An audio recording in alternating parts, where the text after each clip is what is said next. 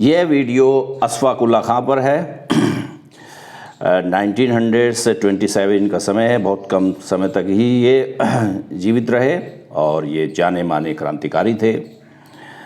और Hindustan Republic association जो क्रांतिकारी संगठन था उससे जुड़े हुए थे। काकोरी जो डकैती केस था, काकोरी रॉबरी केस जो था ट्रेन का, उससे बाद में इनको फांसी दी गई।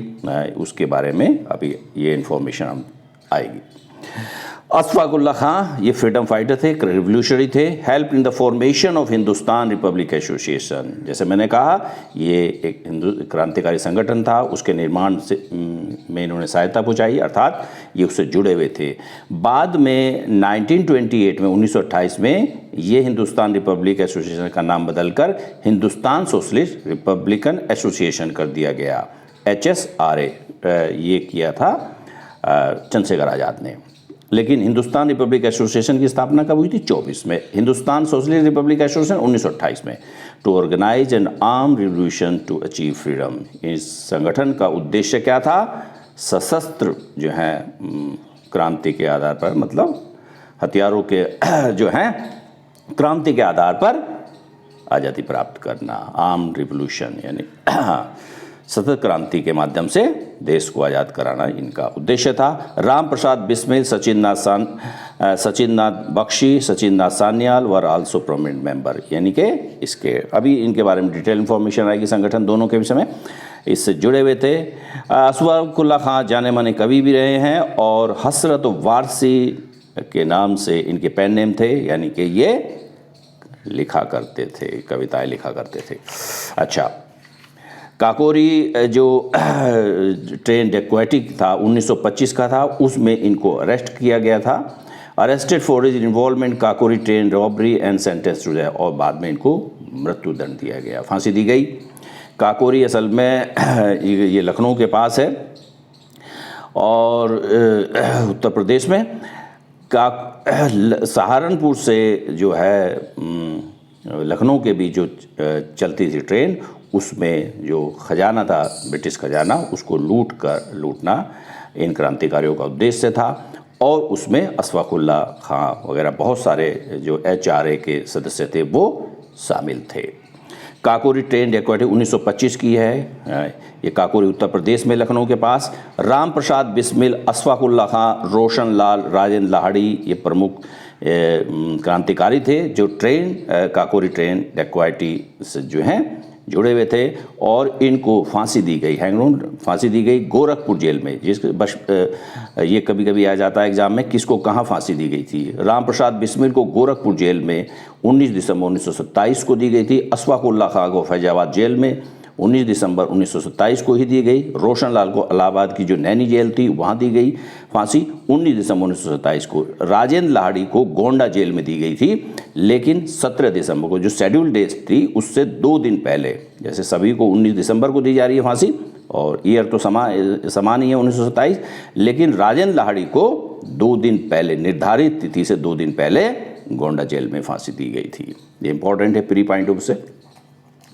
अच्छा, 2 संगठनों का भी नाम आया है, हिंदुस्तान रिपब्लिक एसोसिएशन और हिंदुस्तान सोशलिस्ट रिपब्लिक एसोसिएशन। दोनों के विषय में एक संक्षिप्त जानकारी है। अक्टूबर 1924 में हिंदुस्तान रिपब्लिक एसोसिएशन की स्थापना कानपुर में हुई थी। इसके सदस्य थे सचिन नाथ सान्याल, जोगेश चंद चटर्जी, राम प्रसाद बिस्मिल एंड राजेंद्र चंद्रशेखर आज़ाद जो है इत्यादि वगैरह थे इसमें। बाद में सरकारी दमन के कारण जो है इसका नाम थोड़ा बदल कर किया गया और हिंदुस्तान सोशलिस्ट रिपब्लिक एसोसिएशन 1928 में की गई। और फिरोज शाह कोटला का जो ग्राउंड है दिल्ली में, वहाँ यानी कि इसकी 24 में स्थापना हुई थी और 4 साल के बाद हिंदुस्तान सोशलिस्ट रिपब्लिक एसोसिएशन की स्थापना की गई। और जैसे मैंने कहा, इसकी स्थापना फिरोज शाह कोटला मैदान दिल्ली में हुई थी और इसके संस्थापक थे चंद्रशेखर आज़ाद। अच्छा, members HR Hindustan socialist Republic association के प्रमुख मेंबर इस प्रकार से, बहुत लंबी लिस्ट है लेकिन प्रमुख सदस्यों को उठाया गया है।